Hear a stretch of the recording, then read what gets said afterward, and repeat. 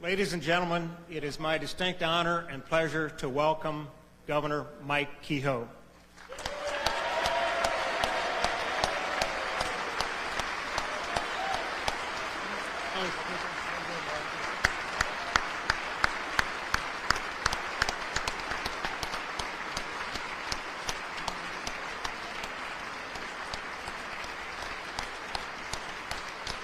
Thank you. Thank you. Thank you. Thank you. Thank you, guys. Thank you. Thank you. Thank you. That's very kind. I would have been more timely, but the Lieutenant Governor's been drinking my water up here, so I hope he doesn't have anything. Mr. Lieutenant Governor, Mr. Speaker, statewide officials, judges of the Missouri Supreme Court, members of the General Assembly, all of our esteemed guests, and my fellow Missourians. I'm so grateful to be standing before you today. Exactly 1 year ago, I stood on the steps of our Capitol, my right hand resting on the Bible, my wife Claudia by my side, our friends and family surrounding us, as I swore to the people of Missouri to faithfully perform the duties of this office. I said I would talk with anyone, I'd work with anyone, I'd root for anyone willing to join us on our mission of securing Missouri's future. That promise is what guides us in this administration every single day. This past year has been challenging, and I can admit that I have taken losses and faced hardships. We all have. But it has also shown what true Missouri resilience looks like. And like many Missourians, hard work and faith continue to be the guiding principle for Claudia and me. She's been by my side through it all. She grounds our family. Over the last year, Claudia has endured challenges too, but has shown her incredible strength through it all. Serving as First Lady is not a job she ever dreamed of, but she has continued on this journey with grit and grace, starting her Mansion on a Mission initiative to serve others while still also supporting her own family. She never seeks recognition. Actually, as most of you know, she hates it. But please join me in recognizing my wife, Claudia.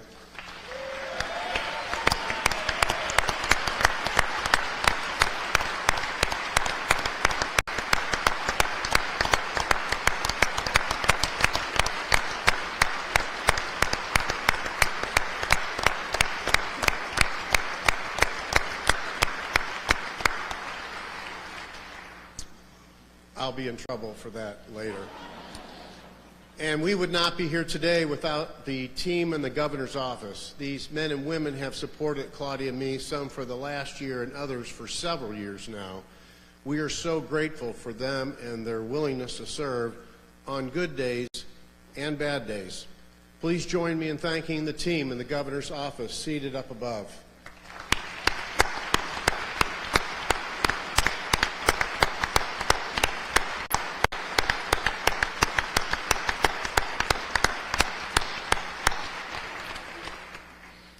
So today I stand before you at this dais, still incredibly grateful for and humbled by the trust Missourians place in us, yet energized by the work still ahead. Because today isn't just about reflecting on where we've been over the last year, it's about recommitting ourselves to where we're going.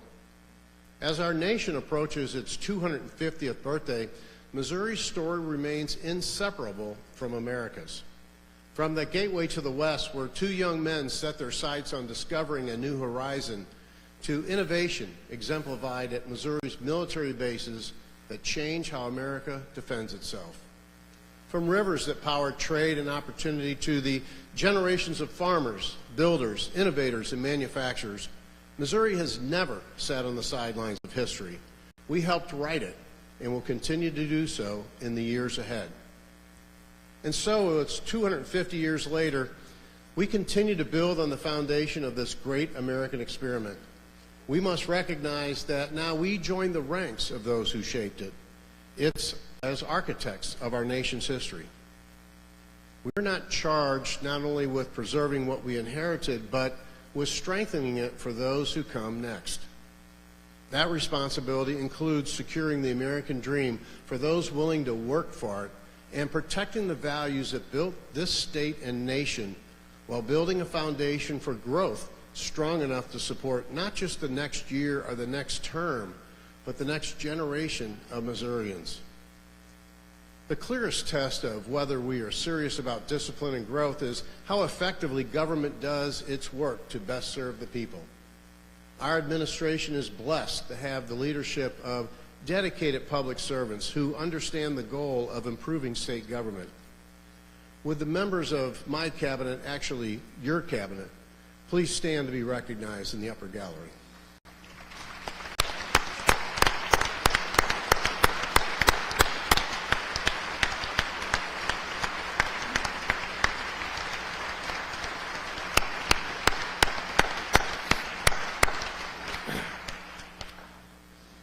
Since the start of our administration, I wanted Missouri to align with the spirit of President Trump's DOGE efforts at the federal level.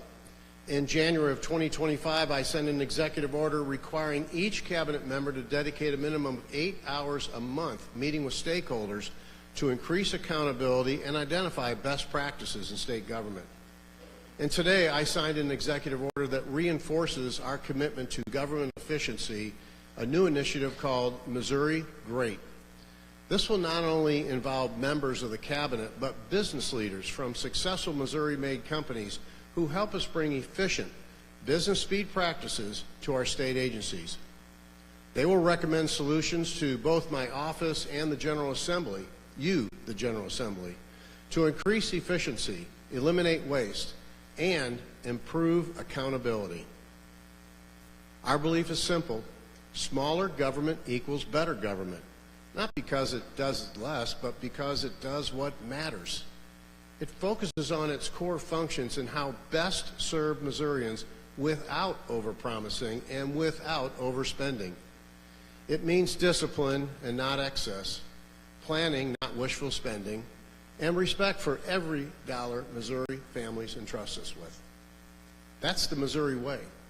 That's what Missourians expect, and that's what they deserve.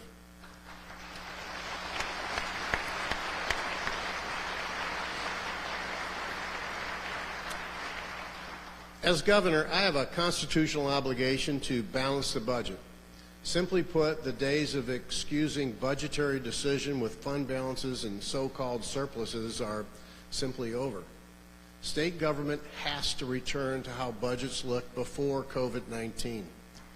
Over the past few months, my staff and I, along with our budget experts, have worked through the state operating budget to identify programs that no longer best serve our state or that we cannot afford in today's budget climate. Today I'm recommending a budget that I believe puts conservative values in action. Our recommendation proves that state government can live within its means and our economy can grow and deliver results for the taxpayers all at the same time. This budget cuts more than $600 million from the core, starting to correct a future spending imbalance of potentially over $2 billion. Additionally, our recommendation works to bring ongoing spending back in line with ongoing revenues, all while meeting priority and mandatory spending requirements such as the Medicaid match, child care subsidies, and disaster relief, all without cutting core funding for higher education and without cutting the K-12 funding formula. Last legislative session, we provided a record funding for the K-12 education formula, an increase equivalent to 10 years of funding increases. And remember, Missouri is one of only 3 states that have Medicaid expansion funding required in our Constitution. That limits the ways we can balance the budget. Since fiscal year 22, if you leave with nothing, please remember this: over 3,400 new budget items have been added at the cost of nearly $13 billion in new general revenue spending. Again, that's just general revenue. This does not include federal dollars. All of this demonstrates the historic imbalance we now must fix. Auditor Scott Fitzpatrick really recently emphasized this very issue, and I appreciate his understanding of the seriousness of this reality. Government has clearly grown too large. Many in this building, and I'm not just talking about legislators here, will be tempted to reverse these cuts to restore this spending. And while that's certainly your prerogative, any reversal or spending item must have a pay for. My commitment to Missourians is clear. When I take action on this budget in June, it will be balanced. When conservative budget discipline is matched with strategic investment, decisive legislation action, and aggressive business recruitment, responsibility and growth will go hand in hand. Missouri can deliver both. That's how you build a foundation. That's how you unlock opportunity, and that's how Missouri grows.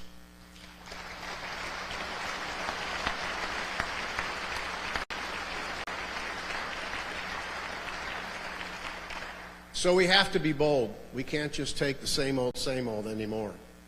Missouri brings real strength to the table when recruiting jobs and investment, but when we're competing against states like Tennessee and Texas, states with no individual income tax, too often the conversation ends before it truly begins. And the consequences are real. Missouri's population is stagnant. Over the past decade, our economic growth has been average at best.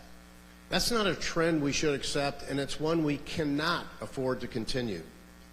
The issue at hand here is competitiveness, and competitiveness starts with our tax code. Missouri's tax structure must evolve. I'll go one step further. I'm tired of being in the middle of the pack. I'm tired of pretending like merely keeping pace with everyone else is good enough. Political expediency has confused survival with success. From our cities to our small towns, I hear the same message. It's time to compete. It's time to win. And it's time to show the country what the Show Me State is truly made of.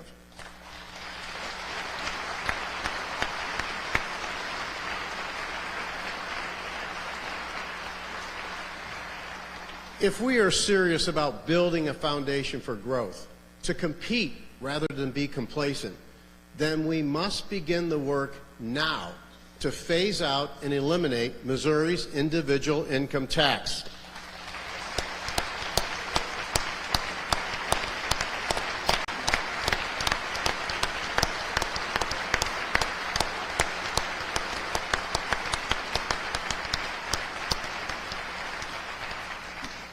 You see, we can do both.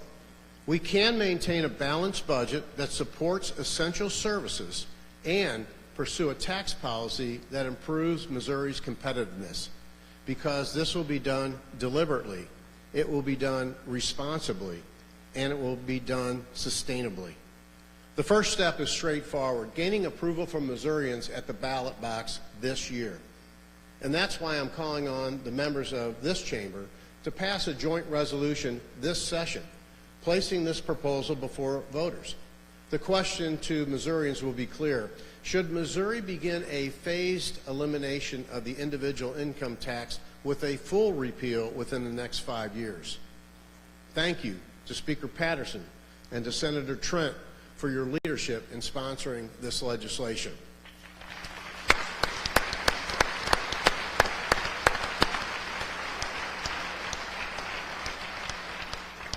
Once voters approve this measure, I look forward to working with the General Assembly next session to carry out the will of the people and put this plan into action.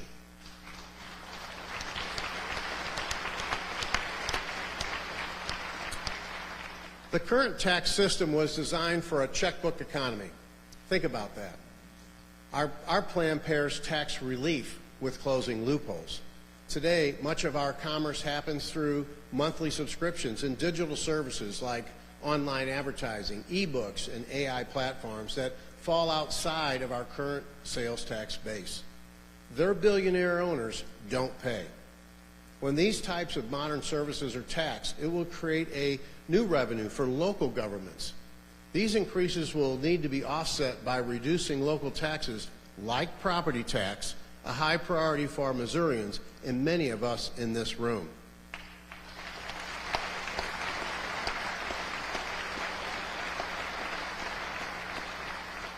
Our plan does include safeguards to ensure fiscal responsibility and protect against economic downturns.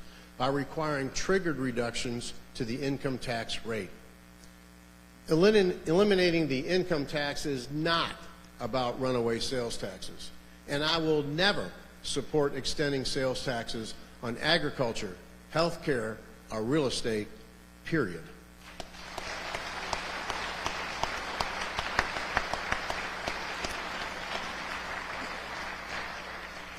This is the people's money, and they can spend it better than any politician, including me. This plan is about aligning our tax code with today's economy and not yesterday's. Missouri's tax code was built for the past 100 years. Our economy demands one for the next 100 years. And Missouri has already seen success from cutting taxes so far. Just last year, we were proud to support a historic elimination of the income tax on capital gains. This is a game changer for farmers, businesses, and families. Missourians can spend their money and generate economic growth a whole lot better than government. And as someone who raises horses and cattle, believe me, if you keep putting hay and gray in front of them, they'll eat, and so will government. Some critics and members of the media will claim that tax cuts put us in a bad budget situation. I disagree. The folks who are saying that just want to spend more of your money. I will never apologize for putting money back in the pockets of hardworking Missourians.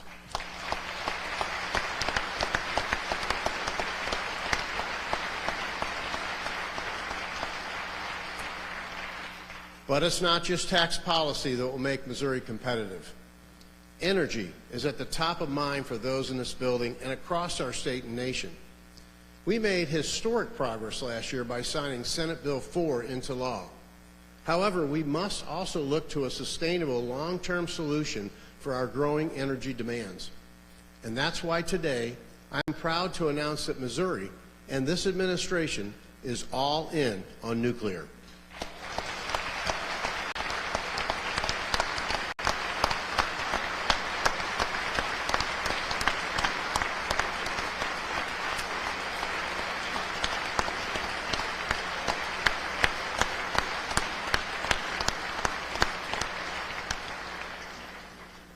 We know nuclear is a safe, reliable, and clean energy source that can and will power Missouri's economic future for generations to come.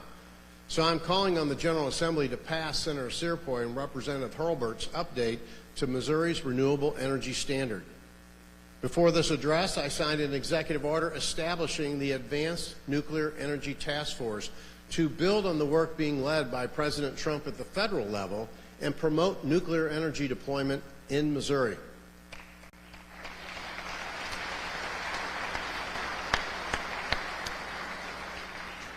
In today's world, modern technology and artificial intelligence are critical to improving government efficiency. So I actually signed a third executive order ahead of this address that will reinforce Missouri's commitment to safely and effectively use AI in state government operations, building upon the initial success we have already seen. This executive order will also support our state's role in, as President Trump calls it, the space race of our time, and ensure that our policies around AI are both pro-business and pro-consumer. Missouri is open for AI, and we are open for business.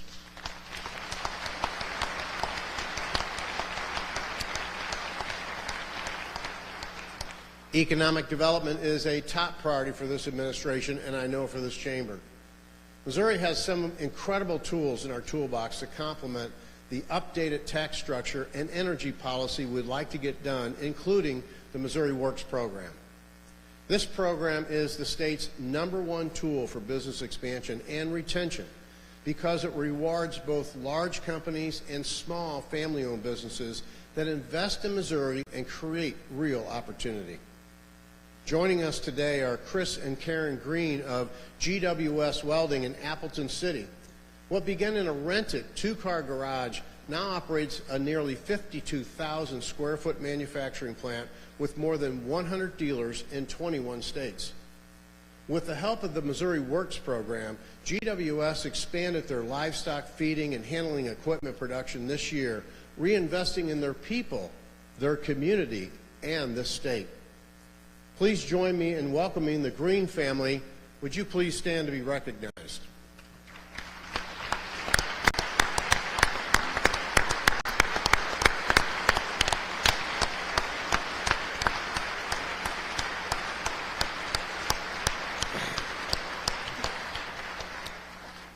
That right there is the American dream, and exactly the kind of growth Missouri should be proud of. That's why I'm urging the General Assembly to support enhancing the Missouri Works program to include incentivizing capital investments exceeding $50 million, sponsored by Senator Berger and Representative Gallick. In this budget, I also want to invest in something new that could be scaled and duplicated across the state. Prosperity is the nation's only nonprofit pet grooming school headquartered in Kansas City, with the mission of breaking the cycle of generational poverty. Yes, I'm talking about pet grooming, but this concept is more than just giving a dog a bath. The program has helped more than 190 students into stable careers, putting them on the path to no longer need government assistance programs because they do it through hands-on job training. Last year, I saw firsthand the impact of this program. Natasha Herdman, the founding CEO of the organization, joins us today with Amy Hall. At just 14 years old, Amy spent time in juvenile detention and dropped out of high school. As a young mother, she struggled to hold a job, and at one point, she turned to illegal activities because she thought that was the only way she could provide for her daughters. Amy knew she wanted a way out of that life, but didn't know where to turn. In 2018, Amy began learning the trade of dog grooming at Prosperity, while also gaining the skills for self-sufficiency, and the rest is history. Today, she serves as an instructor using her own experiences to empower others and help change the lives for the better. Our budget supports funding for Prosperity to expand its proven workforce development and social enterprise model in other communities across the state. Amy and Natasha are both inspiring. Would you please help me recognize these two young ladies?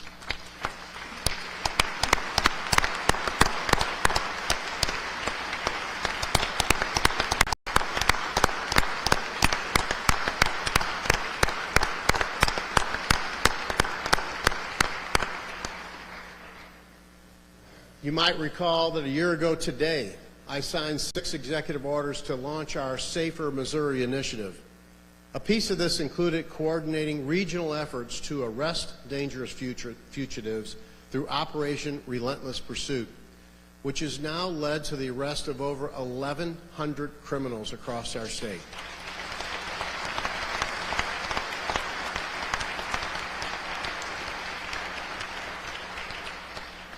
Today, joining us in the upper gallery is Randolph County Sheriff's Office Deputy Lieutenant Nathan West, Trooper Dustin Harrison, and Sergeant Derek Powell, who is a criminal investigator with the Missouri State Highway Patrol Division of Drug and Crime Control. On October 12th, during an Operation Relentless Pursuit investigation in Paris, Missouri, involving a Rawls County murder, officers searched a suspect's residence and located the suspect hiding in a bathroom. The suspect fired at officers, wounding Lieutenant West. Sergeant Powell immediately transported Lieutenant West to the Moberly Regional Air Evac helipad, coordinated medical care, and he was lifted to a hospital. Trooper Harrison remained at the scene to maintain security and coordinate responding emergency services. Lieutenant West was later released and now has returned to duty. Lieutenant West, Trooper Harrison, and Sergeant Powell, would you please stand to be recognized today?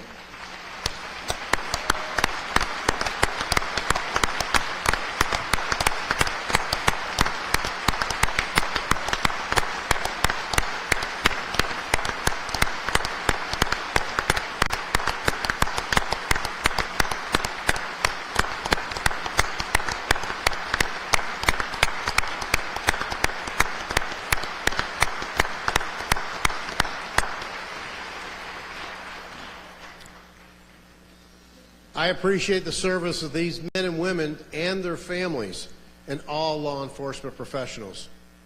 There are success stories like this across the state. That's why in our budget we continue funding Operation Relentless Pursuit. But our administration and law enforcement officers won't continue to make progress in this effort alone. You, the 103rd General Assembly, joined our efforts last session to prioritize safety, and together we will continue to build on safer Missouri this year. Our Missouri Blue Shield program received $10 million in funding from the General Assembly, allowing for just over 200 communities to receive grants of $50,000 for law enforcement training and equipment. Because of the success of this program in helping departments of all sizes, our budget supports another $10 million for Blue Shield communities. Additionally, I am proud to report that the Public Safety Recruitment and Retention Act had over 700 applications for the 2026 through 2027 school year. That's why, once again, I'm recommending $5 million in our budget for those scholarships. Thank you, Senator Gregan and Representative Hinman.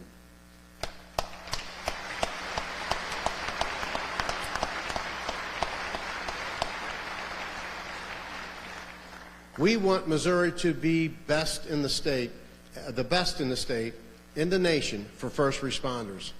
And our efforts on recruitment and retention are already paying off. In 2025, we had more than 1,200 peace officer licenses issued. That's the highest number in 1 year since 2012.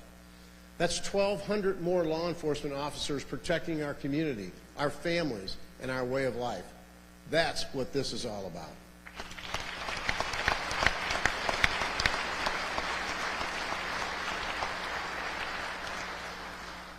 Also last session, we supported wastewater testing in schools and communities as part of our efforts to crack down on the fentanyl epidemic. And I'm proud to continue that work to keep dangerous drugs and substances out of the hands of children. That includes unregulated products like intoxicating hemp, kratom, and 7-OH. In August, I made the historic appointment of Catherine Hanaway as Missouri's Attorney General. Since taking office, she has been hard at work, focusing on fighting crime, protecting consumers, and defending the Constitution. She has also been a leader in fighting against these opioid-like drugs for the protection of minors. Thank you, Attorney General Catherine Hanaway.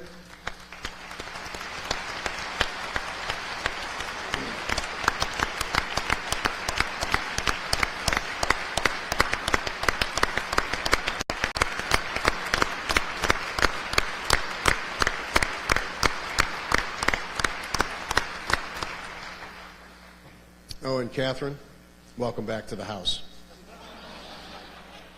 I mean, she got more applause than Monsignor Kawicki did. We have a great statewide team, and I know that the Lieutenant Governor introduced them earlier, but I can tell you that these men and women are an incredible pleasure to serve with because they carry Missouri's conservative Christian family values every day, and I'm grateful for our statewide partners here. I urge the General Assembly to continue modernizing the tools available to law enforcement. As incidents at home and abroad have demonstrated, drones can be purchased by anyone, anywhere, and can be equipped with explosives, contraband, and any manner of weaponry. The General Assembly must pass legislation with an emergency clause regarding the use of unmanned aerial vehicles and law enforcement action. With the FIFA World Cup coming to our state, we've been intentional about putting public safety and preparedness first, allocating funding to support comprehensive safety measures and personnel.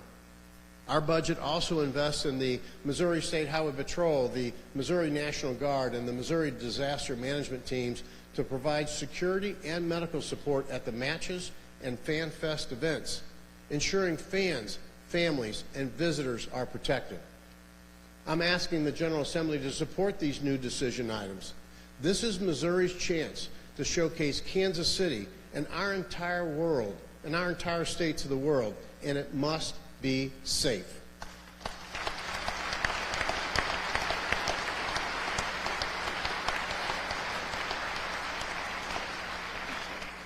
To further improve public safety, our administration is also looking to take action on juvenile crime reduction and sentencing reform. Violent crime committed by juveniles has reached a concerning level in Missouri. Our juvenile justice system was designed to rehabilitate young people who make mistakes, but it was never meant to be a revolving door for repeat violent offenders who pose a real danger to the public. We must allow prosecutors to request a hearing before a judge for certain violent crimes committed by juveniles and give judges the ability to determine whether those cases should be held in adult court. Juveniles would still remain in juvenile facilities and continue receiving services, but this reform would add accountability where it is needed the most. I asked the General Assembly to pass Senator Schroer and Representative Christ's legislation to stop this revolving door.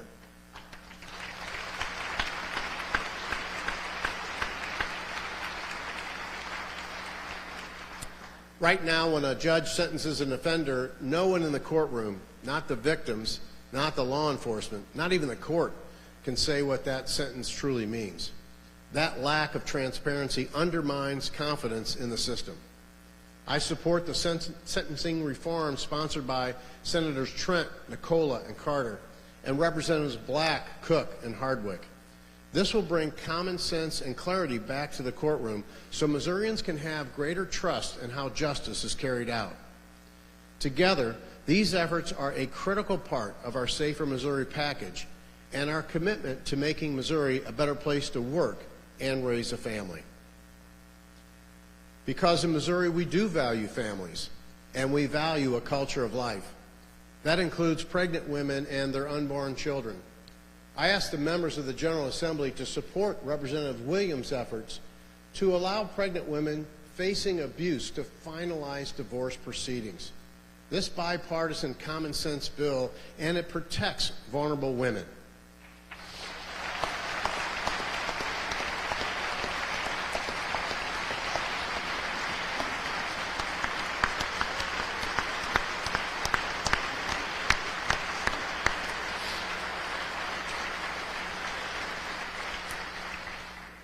And this year, Missourians will have the opportunity at the ballot box to vote for restoring our pro-life laws to protect innocent life and prohibit dangerous transgender procedures for minors.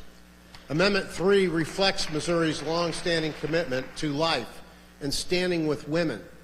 Protecting the unborn is important to Claudia and me, and we ask Missourians to vote yes on Amendment 3.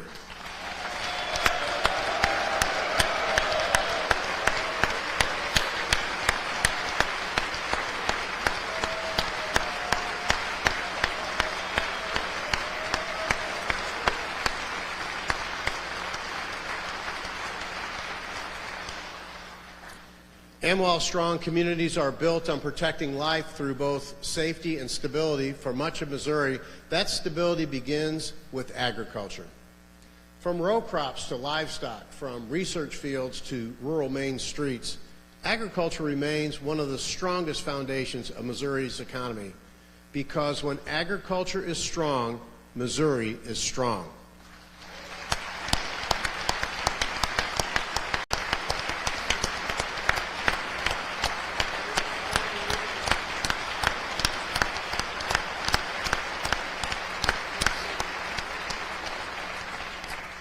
Missouri's farmers and ranchers faced many challenges last year. Floods, fires, droughts, and tornadoes hit nearly every corner of our state, while fuel, fertilizer, feed, and financing costs climbed higher than market prices.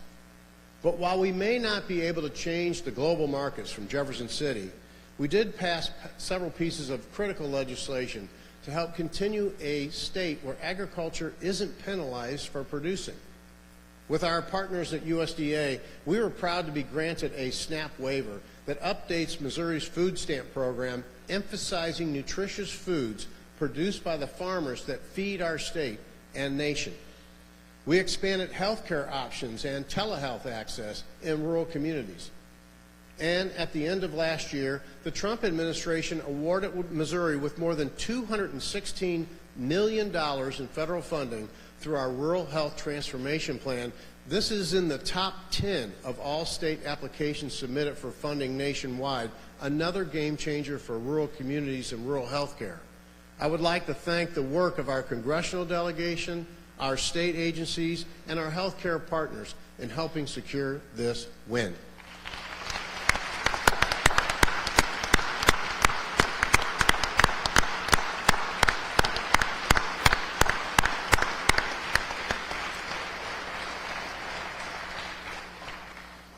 I'd also like to thank a couple of more folks and Representative Burns for working with our congressional delegation to require the federal government finally compensate victims of radioactive waste exposure. And I'm a supporter of efforts from Senator O'Laughlin to put basic guardrails around industrial solar developments that are dividing our rural communities. Because we have to protect our resources for the generations to come. Last year, for the first time ever, we included ongoing funding for Missouri FFA. As Claudia and I traveled the state, we were able to see the Ag Education on the Move program in action in Morgan County. This program, in partnership with Missouri Farmers Care, empowers FFA leaders across the state to go into elementary classrooms and teach hands-on lessons in agriculture. It truly is the next generation teaching the next generation. With us today are the President and Vice President of the Milan FFA chapter, Lexus Fordyce and Hayden Courtney. Lexus and Hayden are seniors at Milan C2 schools in Sullivan County, and in addition to their many school leadership positions and involvement, serve as Ag Education on the Move student teachers, working alongside their chapter to teach over 60 third graders.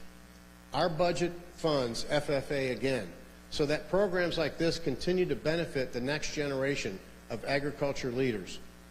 Would you please join me in recognizing Lexus and Hayden and FFA members all across our state?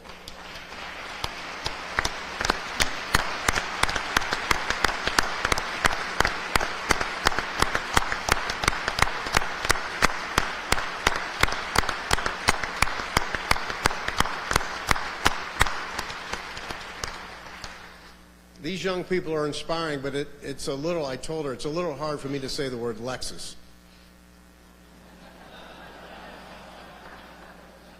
You'll get it in an hour.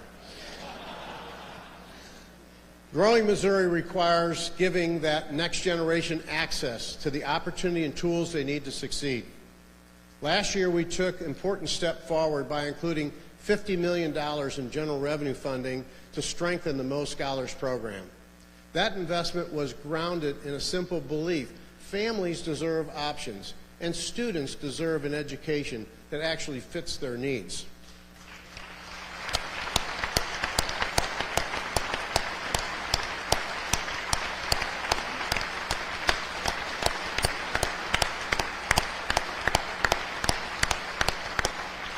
And with us today is a family that directly benefits from Mo Scholars. Annie Weber and her daughter Katana and Atara join us in the upper gallery. Annie is a single mother, and like many single parents, including my own mother, when I was growing up, works very hard to be able to send her girls to the best school for them. The Mo Scholars program has lifted a tremendous financial burden off of their family, and Katana and Atara are now both able to attend the new Convent Academy in Springfield. Would you please join me in welcoming these family members to the chamber?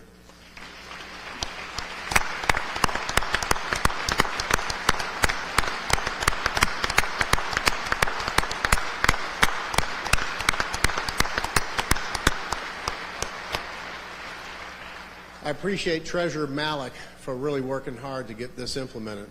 And our budget includes a recommendation this year to add an additional $10 million to the Mo Scholars program for a total of $60 million. Program is working, and Missouri families are counting on it.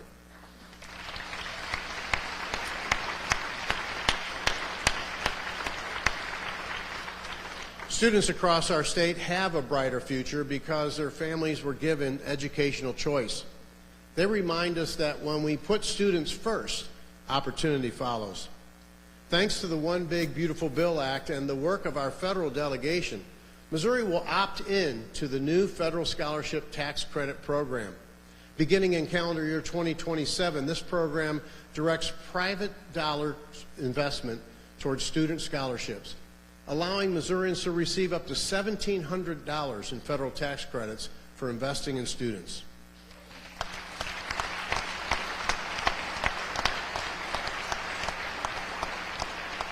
But giving families real access to opportunity means meeting them where they are. It shouldn't depend on whether a family can afford private tuition or whether a child lives on the right side of a district line. The next step in school choice is clear: open enrollment. Open enrollment gives families the freedom to choose the public school that best meets their child's needs, regardless of their zip code. It's about fairness, it's about access, and it's about making sure no child's future is limited by their address. That's why I'm once again asking the General Assembly to pass Senator Trent and Representative Pollitt's legislation supporting public school open enrollment.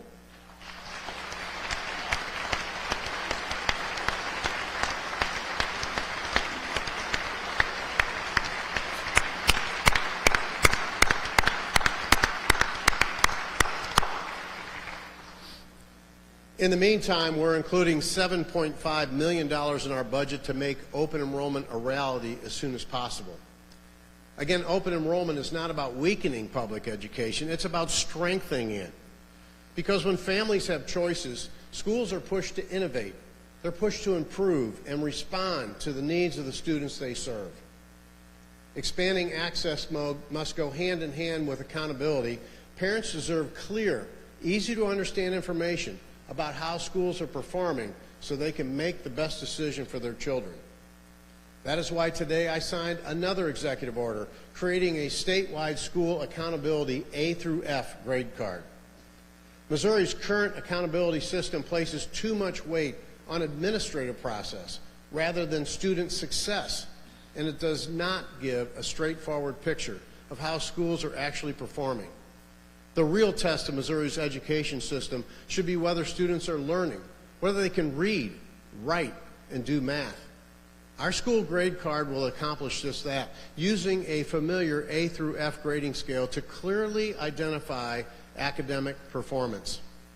Under this order, DESE will present data in a clear, concise way each year, giving parents and families the ability to easily discern results, all while maintaining existing reporting requirements that continue to hold schools and their leadership accountable.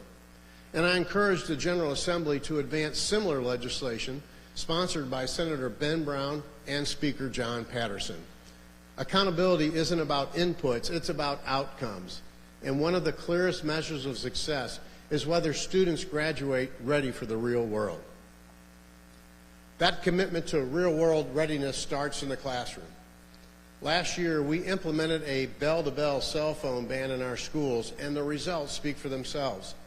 We're hearing from educators that lunchrooms are louder, classrooms are more focused, and students are more engaged with each other, building real-world social skills without the constant pull of a screen. As we modernize opportunity and outcomes, we must also ensure our public education funding model reflects today's realities and tomorrow's responsibilities. While my budget recommendation for fiscal year 26 included the largest increase since the foundation formula was created, the General Assembly chose to spend an additional $297 million on top of this historic recommendation. Although funding education is a priority for me, the current formula simply does not work. I look forward to seeing the results of the School Funding Modernization Task Force work on my desk come this December. But until then, the record investment in K-12 education received last year will provide school districts with stability. Again, we are not cutting core K-12 funding. Only a bureaucrat would say that continued record funding is somehow a cut. And finally, as we talk about education and student success, we can't overlook the role athletics and other extracurricular activities play in building leadership, teamwork, and resistance. That's why the organizations overseeing these programs must operate with transparency and accountability, always putting students first. This is not happening now, and I look forward to legislation sponsored by Senator Bean and Representative Cook establishing a governing oversight board for MISHA.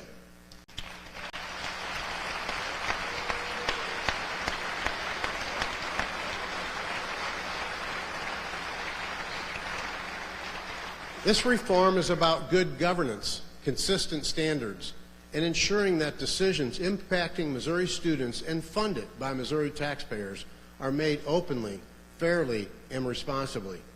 Unelected bureaucrats cannot act like kings.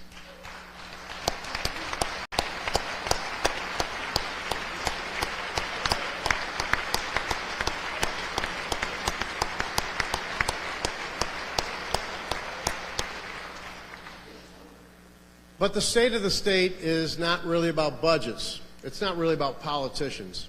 It's about Missourians. So before I close, I want to recognize the Missourians that showed us what true heroes look like over the past year. We will be sharing several stories, so please hold your applause to the end. In 2025, communities across the state were tested time and time again with flooding, severe storms, wildfires, and tornadoes. President Trump approved 5 federal disaster declarations, more than any other state, which affected 41 counties and the city of St. Louis. In the moments of uncertainty, when families were afraid and communities were shaken, our first responders and disaster response teams, they did not hesitate. They ran towards danger. In Ozark County, Fire Chief Greg Watts, his brother Lloyd Stone, the 5-man Bakersfield Volunteer Fire Department, and Assistant Chief J.B. Duke from a neighboring volunteer fire department answered the call during multiple disasters on March 14th and 15th. Battling wildfires and tornado damage, they drove through unsafe debris in their personal vehicles to save a woman from bleeding out when an ambulance couldn't make it.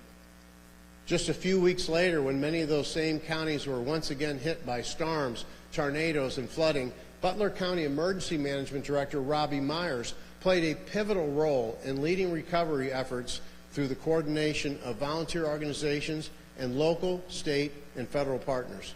Local emergency managers like Robbie continue to be crucial in helping Missourians recover from disasters.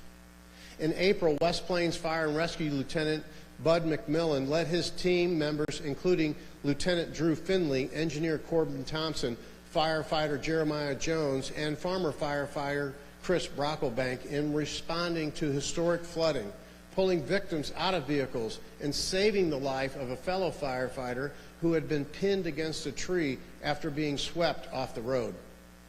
And on the afternoon of May 16th, an EF3 tornado struck St. Louis, putting Missouri's first responders to the test once again.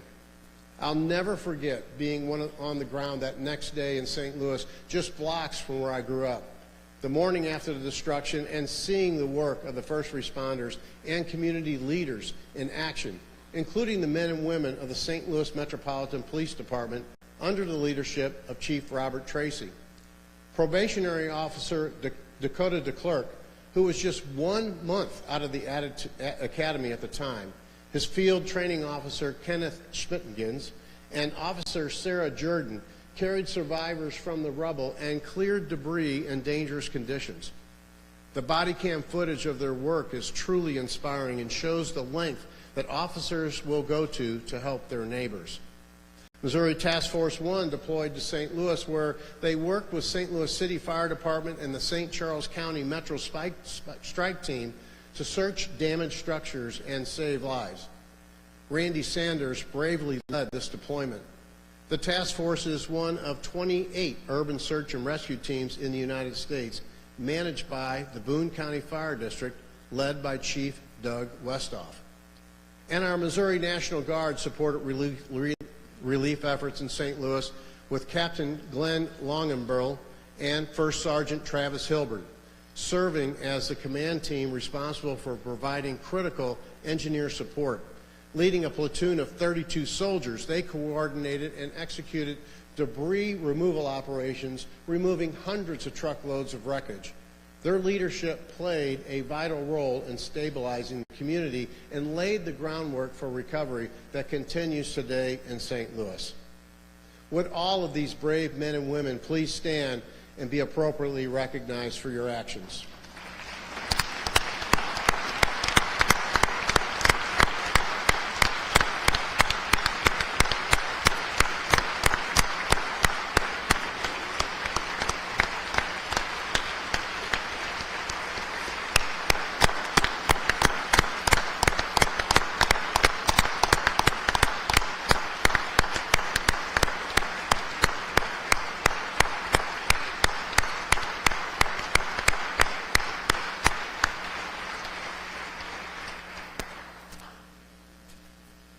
Thank you all. Members of their family and colleagues join them in the upper gallery today and support them, and we're grateful to the family members who help support these heroes. To each of you and all the first responders and emergency personnel and their families across the state, we thank you for your service to the people of Missouri. Each of these stories and the stories of thousands of others who stepped up carry courage, sacrifice, and quiet heroism that cannot be summarized in minutes or words. But they are truly what makes the state of the state all about. They remind us of this: when Missouri is tested, Missourians answer the call.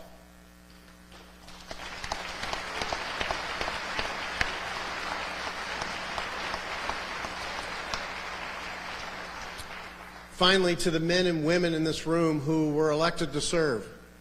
Over the last year, we've come together for one regular session, 2 special sessions, and just about everything in between. And throughout it all, there have been times when tensions ran high, and we found it easier to see each other's differences before our similarities. But as we leave this chamber today, let us remember that beyond party labels, beyond floor speeches, and beyond the noise, we are here for a higher purpose. It's our job to serve not as Republicans or Democrats, not as urban or rural, but as Missourians, putting our values first, working together when it matters most. When the days get long and your efforts seem to go unnoticed or unappreciated, remember what an honor it is to be exhausted by this challenge we chose to take a part in. Each of us brings our own perspective, our own convictions, and our own experiences, but we are bound by a common goal: to build a stronger foundation for growth so that our children and our children's children inherit a Missouri that is safer, stronger, and full of opportunity. May God bless each of you. May God bless the United States of America. And may God continue to bless this great state of Missouri.